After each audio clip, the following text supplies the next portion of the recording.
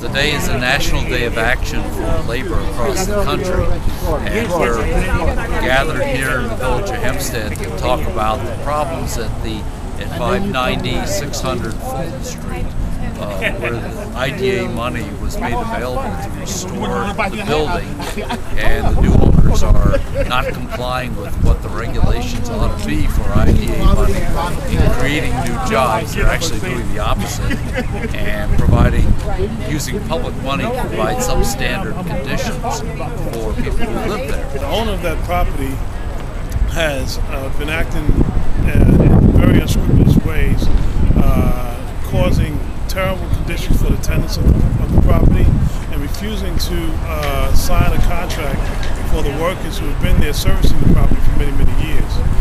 The conditions are horrible. The tenants are suffering. You'll hear a lot about that today as we begin our program. You'll hear directly from the tenants about the conditions that they've been living under. The many complaints that have been filed with the city. Mr. Singh, someone who has been benefiting from our tax dollars through IDA, tax abatement, and through that he should be providing jobs and quality services to these tenants. But to the contrary, the services have diminished. The quality of life is bad, and not only is he not providing quality jobs, but he's taking good jobs and turning them into poverty wage jobs. The progression of what's going on, I would say, is regression. The fact is he's not doing what he's supposed to do. He is intimidating tenants. We have a community room that this man changed the lock on. New York State law states you cannot take back anything that's given to the tenants. And we had that before he even came here. He locked the community room door, changed the lock on it, when we were getting ready to have a cookout for the children and back to school supplies.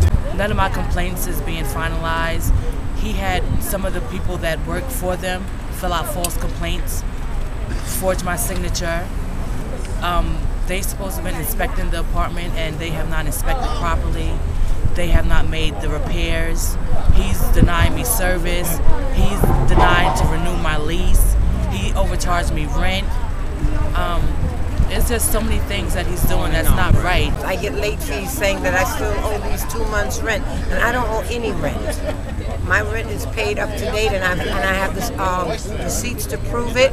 I brought it to him twice. It didn't get fixed, so as far as I can tell, that's a form of harassment. Because he's annoyed that I'm on the Tenants Association, and I've never done anything at all to make things difficult for him.